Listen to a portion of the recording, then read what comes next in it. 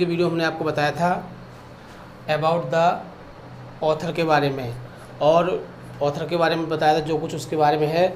आज उसकी चैप्टर के बारे में about the summary of the lesson, हम इस पार्ट की आपको समरी बताएंगे।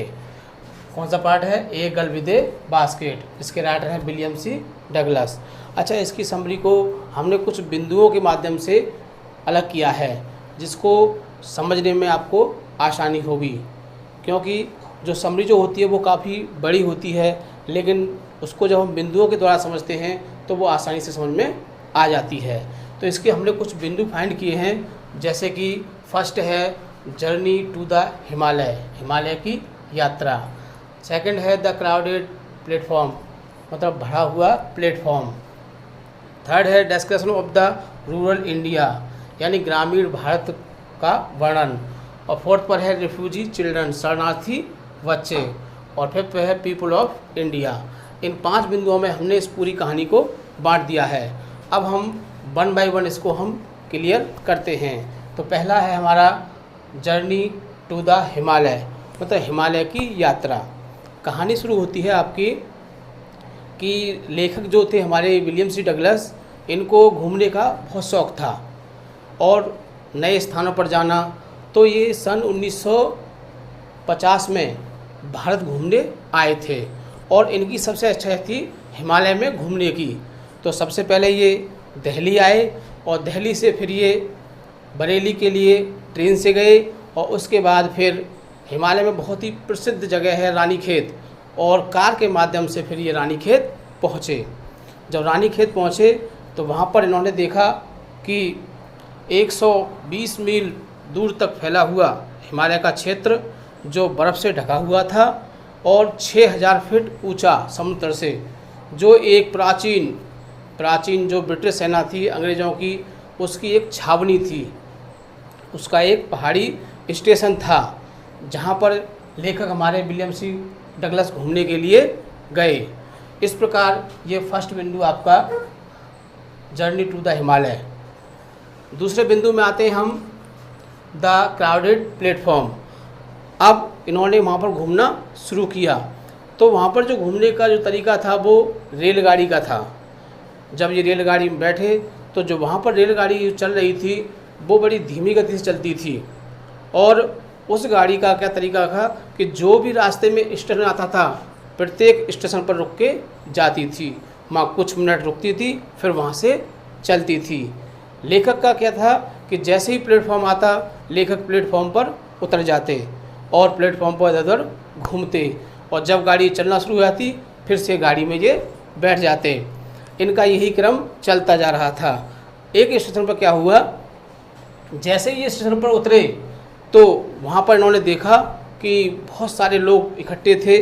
वहाँ पर देखो पुजारी थे, भिखारी भी थे, व्यापारी थे, हॉकर थे, सिपाही थे, बहुत सारे लोग हिंदू मुस्लिम सब घूम रहे थे इस प्लेटफॉर्म पर। और उनमें क्या देखा इन्होंने कि वो जो लोग थे वो ज़्यादातर नंगे पैर थे और सफ़ेद वस्त्र, ढीले वस्त्र पहने हुए थे।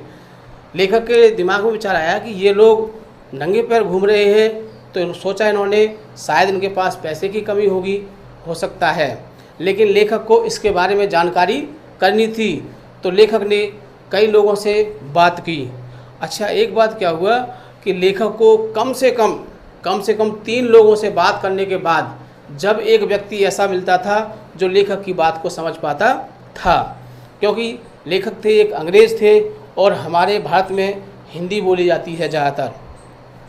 जब 3 लोगों से बात करने के बाद जब इनको एक व्यक्ति ऐसा मिलता जो इनकी बात को समझता और इनके प्रश्नों का उत्तर देता, लेखक उस लोगों से समाचार में प्रकाशित होने वाली जो सूचनाएं थी उनके बारे में पूछते, और यहाँ पर कैसी व्यवस्था है, कैसा कल्चर है और यहाँ के लोग कैसे रहते हैं, इन सब बातों को उनसे पूछते। तो इस प्रकार लेखक ने लोगों से बात की और उनकी सूचनाओं को जाना। ये हमारा दूसरा इसका पॉइंट भी क्लियर होता है। तीसरा है description of the rural India, यानी कि ग्रामीण भारत का वर्णन। अब क्या हुआ कि रेलगाड़ी में चल रहे थे, जैसे ही आगे चलते क्या हुआ कि एक गंगा नदी का क्षेत्र आया, तो लेखक ने देखा कि काफ़ी दूर तक पानी ही पानी भरा हुआ है। यह गंगा का ऊपरी मैदान था और कई एकड़ भूमि पर चावल के खेत थे जिनमें पानी भरा हुआ था। रेलगाड़ी धीमी चल रही थी, लेखक को सब कुछ साफ दिखाई दे रहा था। कुछ थोड़ा आगे बढ़े तो लेखक ने देखा कि बहुत ही घने जंगल थे तथा उन जंगलों में आदमी के सिर से भी ऊंची घास थी और कहा जाता है कि उस घास में जो जंगली जानवर होते हैं जैसे शेर, चीते, तेंदुए, सर्प, अजगर आदि उन लोगों का घर था। कुछ आगे और बढ़े तो देखा लेखक ने कि बहुत सारे पेड़ ताड़ चीड़ के लाइन से खड़े हुए हैं, बरगद के पेड़ खड़े हुए हैं जो देखने में बहुत ही अच्छे लग रहे थे। कुछ आगे और बढ़े तो लेखक ने देखा कि गांव का सीन दृश्य आया। गांव के दृश्य में क्या था कि पानी और मिट्टी से बनी हुई दीवारें बनी थीं और उन पर छप्पर पड़े हुए थे। आप जानते हैं बांस और घास को मिला के छप्पर बनाया जाता है और उनके जो मिट्टी और पानी से मिला के दीवार बनाई जाती है, कच्ची दीवार जो होती है, वहाँ पर कुछ जैसे कद्दू, चक्ती आदि के जो पौधे होते हैं वो लगे हुए थे और उन पर बेल पौड़ी हुई थी, बेल उन पर छा रही थी और उस पर पीले पीले फूल भी खिल रहे थे। तो देखने में जो दृश्य था वो बहुत ही सुंदर दिखाई दे रहा था। लेखक को बहुत ही अच्छा लग रहा था। लेखक उस दृश्य को देख के मन ही मन बहुत खुश हो रहा था। उसने देखा कि ऐसा लग रहा है जैसे दीवारों पर पीला कलर कर दिया हो। इससे जब आगे बढ़े, अब क्या होता है, ये आपका तीसरा पॉइंट भी आपका समाप्त हो जाता है। अब अगला पॉइंट आता है आपका रिफ्यूजी चिल्ड्रन, शरणार्थी बच्चे। ये इस पाठ का बहुत ही महत्वपूर्ण हिस्सा है। कौन सा वाला? रिफ्यूजी चिल्ड्रन, शरणार्थी बच्चे। शरणार्थी बच्चे कैसे कि जैसे ही एक स्टेशन पर रेलगाड़ी रुकी और जैसे ही लेखक रेलगाड़ी से नीचे उतरे, जैसे ही लेखक रेलगाड़ी से उतरे और बहुत सारे शरणार्थी बच्चों ने उनको लेखक को घेर लिया, जैसे कि वो कुछ बेच रहे हों। लेखक को ऐसा महसूस हो रहा था कि ये कुछ बेच रहे हैं, क्योंकि लेखक अंग्रेज़ था, उनकी भाषा तो समझ नहीं पा रहा था। लेखक को पूरी तरह से उन्होंने पकड़ लिया एक तरह से कि हमारी टोकरी लो, हमारे पंखे लो। और वो बच्चे कौन थे? वो शरणार्थी बच्चे थे। अब मैं एक मिनट आपको शरणार्थी बच्चे होते कौन हैं, क्योंकि ये उस समय का वर्णन है जब भारत पाकिस्तान का बंटवारा हुआ था। जब भारत पाकिस्तान का बंटवारा हुआ था तो 9 लाख लोग, 9 मिलियन लोग, 9 लाख लोग पाकिस्तान को छोड़ के और भारत आए थे। क्यों? कि बहुत से धर्म के कारण बहुत सी बातें ऐसी हो गई थी कि यहाँ पर हिंदुओं को दिक्कत होगी, यहाँ पर मुसलमानों को दिक्कत होगी। तो बहुत से लोग पाकिस्तान को छोड़ के इंडिया आए थे और काफ़ी लोग भी इंडिया को छोड़ के पाकिस्तान गए थे। तो जो लोग पाकिस्तान को छोड़ के धर्म की लड़ाई के कारण भारत आए थे, तो वो लोग वहाँ से चल दिए। अब रास्ते में चलना है तो व्यक्ति ज़्यादा तो कुछ लेके जा नहीं सकता है, वो अपने साथ में थोड़ा सा भोजन ही लेके आए थे। और वो भोजन जहाँ पर जैसे ख़त्म हो गया, कुछ लोग तो उनमें से वहीं पर मर गए और जिनके पास था वो चलते रहे और फिर उनको वहाँ से आते आते भारत की सीमा में आ गए। वहाँ पर आने के बाद उन्होंने देखा कि स्टेशन के नज़दीक लोग आते हैं और वहीं पर उन्होंने अपनी झुग्गियाँ, छप्पर वहीं पर बना लिए और वहीं पर रहना उन्होंने शुरू कर दिया। ये जो पुत्र और पुत्रियाँ जो बच्चे थे वो उन्हीं रिफ्यूजी, उन्हीं शरणार्थी व्यक्तियों के पुत्र पुत्रियाँ थे। तो रिफ्यूजी में से होता है शरणार्थी, मतलब शरण में आया हुआ, क्योंकि वो दूसरे देश को छोड़ के आए थे, इसीलिए उनको हमारे यहाँ पर रिफ्यूजी कहा गया।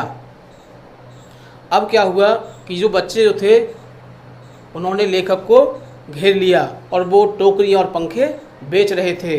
लेखक ने देखा कि हाथ की हैंडवूमन, हाथ की बनी हुई टोकरी और पंखे, लेखक ने बहुत सारे पंखे, कुछ टोकरियाँ भी खरीद ली। अब लेखक ने सब पूरी तरह से लेखक भर चुका था, मतलब अब उसे और भी ज़रूरत नहीं थी। तभी लेखक जाने को था, तभी उसने देखा कि एक 9 साल की लड़की जो लेखक के सामने खड़ी है और वो अपनी टोकरी बेचना चाहती है। लेखक ने देखा कि ये लड़की बहुत ही परेशान है, बहुत ही दुखी है, आँखों में आंसू थे, कपड़े फटे हुए थे। लेखक को उस लड़की पर दया आ गई, पिटी आ गई, और लेखक ने क्या किया कि वो टोकरी तो खरीद नहीं सकता था, लेकिन उसको दया आ गई तो उसने अपने जेब में हाथ डाला और कुछ खुले पैसे निकाले और उस लड़की की टोकरी में रख दिए। पैसे रखने से लड़की को बड़ा दुख का अनुभव हुआ। लड़की ने कहा कि हम भिखारी नहीं हैं, हम गरीब नहीं हैं, हम गरीब तो हैं लेकिन हम भिखारी नहीं हैं। और लड़की ने बड़े सम्मान के साथ उस लेखक को पैसा वापस कर दिया कि हम भिखारी नहीं हैं, यदि आपको टोकरी खरीदनी है तो आप टोकरी खरीदिए, हम आपके पैसे नहीं लेंगे। लेखक को इस बात बड़ा आश्चर्य हुआ कि लड़की कितने बेकार स्थान पर जन्मी है, कितनी गरीब है, कंडीशन से बहुत ही गरीब लग रही है, ऐसा लग रहा है काफ़ी दिन से इसने खाना भी नहीं खाया है, फिर भी उसने पैसे नहीं लिए। लेखक को इस बात पर बड़ा आश्चर्य हुआ कि भारत के लोग ऐसे होते हैं, परेशानी होने पर भी किसी से मदद या एहसान नहीं लेते हैं। लेखक को लड़की के आत्मसम्मान पर बड़ा गर्व हुआ और लेखक ने उसकी टोकरी को खरीद लिया। और लड़की की टोकरी खरीदने के बाद लड़की ने पैसे लिए और मुस्कुराती हुई प्लेटफॉर्म से उतरी और अपनी झोंपड़ी की तरफ चल दी। ये हुआ आपका रिफ्यूजी चिल्ड्रन। नेक्स्ट है आपका पीपल ऑफ इंडिया, भारत के लोग। लेखक ने निष्कर्ष निकाला भारत के लोगों के बारे में कि भारत के लोग कितने बढ़िया हैं, चाहे कोई उच्च पद पे हो, चाहे कोई नीचे पद पे हो, चाहे कोई सरकारी नौकरी वाला हो या प्राइवेट सेक्टर का हो, चाहे भले ही भिखारी क्यों न हो, लेकिन प्रत्येक के अंदर आत्मसम्मान और वैभव की भावना थी। इसी बात पर लेखक जो हैं हमारे यहाँ के जो उस समय प्रधानमंत्री थे पंडित जवाहरलाल नेहरू, उनसे मिलते हैं और हमारे यहाँ की जो सभ्यता और संस्कृति और आत्मसम्मान की भावना के बारे में उनको बताते हैं जवाहरलाल नेहरू को कि आपके देश के लोग बड़े ही बहुत बढ़िया हैं, बहुत ही सम्मानीय हैं। यही कारण था कि लेखक भारत से प्रेम करने लगा था। और ये इसका हुआ आपका सारांश। ये आपका पूरा सारांश हो गया। अब जो भी टॉपिक बनेंगे वो इसी में से बनेंगे आपके। तो पहला आपका होता है आपका इसमें एक एक्सप्रेशन करने के लिए आएगा, जिसमें आपको एग्ज़ाम में 3 पैसेज दिए होंगे और 3 में से आपको एक ही करना होगा। 3 में से आपको एक ही करना होगा। यदि आप 3 चैप्टर भी बहुत अच्छी तरह से अगर तैयार कर लेते हो मेरे बताए अनुसार, जैसा मैं आपको बताऊंगा आपको उसी प्रकार तैयारी करनी है। अगर आपने 3 चैप्टर भी मेरे अनुसार कर लिए तो आपको 100% क्वेश्चन आपको उसमें मिल जाएगा। 3 चैप्टर ज़्यादा नहीं होगा। अच्छा, हम इसके जो एक्सप्रेशन है वो मुख्य रूप से आपको उसमें पहचानना होता है कि हमको पहचानना है कि ये हमारा इसका लेसन कौन सा है और इसका राइटर कौन सा है। क्योंकि मुख्य चीज़ क्या होता है उसमें हमारा फर्स्ट ऑफ ऑल इसमें क्वेश्चन आपका आता है वो एक्सप्लेनेशन का आता है। एक्सप्लेनेशन का क्वेश्चन आता है जिसमें आपको कई लाइनें दे रखी होंगी, है ना, और क्वेश्चन लिखा होगा write the expression to the context, कि जिसमें आपको क्या लिखना है, उसका रेफरेंस लिखना है,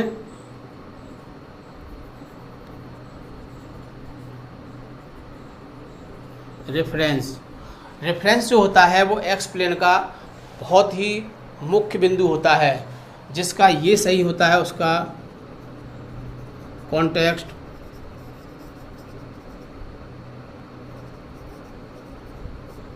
अगर जिसका ये सही होता है, जब व्यक्ति ने ये सही लिखा है, क्योंकि ये जो पोर्शन होता है ये व्यक्ति का याद करने का, पहचानने का, समझने का होता है।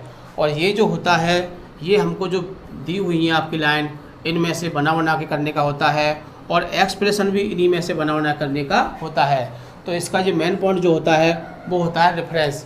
जिसको रेफरेंस ठीक से याद हो जाएगा वो एक्सप्लेनेशन भी आसानी से, कॉन्टेक्स्ट भी आसानी से कर सकता है। अब हम आपको बताते हैं कि रेफरेंस कैसे लिखते हैं और फिर कॉन्टेक्स्ट के लिए क्या होता है कि हमने कुछ इम्पोर्टेंट इसके एक्सप्रेशन लिखे हैं बहुत ही अच्छी लैंग्वेज में लिखे हैं। अगर आप उनको कंप्लीट कर लोगे तो आपको ज़्यादा याद नहीं करना पड़ेगा। तो उनको हम यहाँ पर लिखकर आपको समझा देंगे। पहले हम आपको बताते हैं कि रेफरेंस कैसे लिखा जाता है। रेफरेंस के लिए हमको चैप्टर का नाम और लेखक का नाम याद होना चाहिए।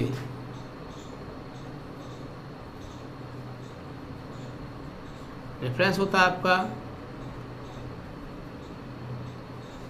These lines have been taken from the lesson। अब जो भी लेसन है उसका हम यहाँ नाम लिख देंगे। नेक्स्ट आता है फिर रिटन बाय, और जो भी यहाँ पर आपका राइटर होता है उसका नाम लिख देते हैं। तो ये इसमें होते हैं। तो इसमें आपको लेसन और राइटर दो ही बिंदु होते हैं, जिस प्रकार आपका ये कंप्लीट हो जाता है। कॉन्टेक्स्ट में क्या होता है, कॉन्टेक्स्ट में क्या होता है कि जो आपको पैसेज दिया हुआ है, जो पैसेज दिया हुआ है उस पैसेज को पढ़ने के बाद हम उसको 2 बार 3 बार पढ़ेंगे और फिर उसके मुख्य बिंदु को हम पहचानेंगे। जब मुख्य बिंदु हमारे पहचान में आ जाएगा तो हम उस मुख्य बिंदु को लिखेंगे इसमें, जो भी इसमें, जैसे कि the writer tells about, the writer tells about the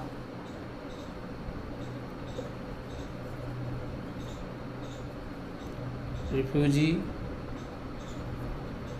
girl, कि लेखक इन पंक्तियों में लड़की रिफ्यूजी गर्ल के बारे में बता रहा है कि वह बहुत ही गरीब थी, उसकी जैसी कंडीशन थी। तो वो सब हमको उन्हीं लाइनों में से लेना है, हमको कहीं अलग से कुछ भी नहीं लेना है, हम उसी में से लेंगे। जब आपका ये कॉन्टेक्स्ट प्रो हो जाएगा फिर आप एक्सप्लेनेशन को कर लोगे। तो ये जो बिंदु है हम आपको बहुत ही अच्छी तरह से चैप्टर वाइज समझाएंगे। ठीक है।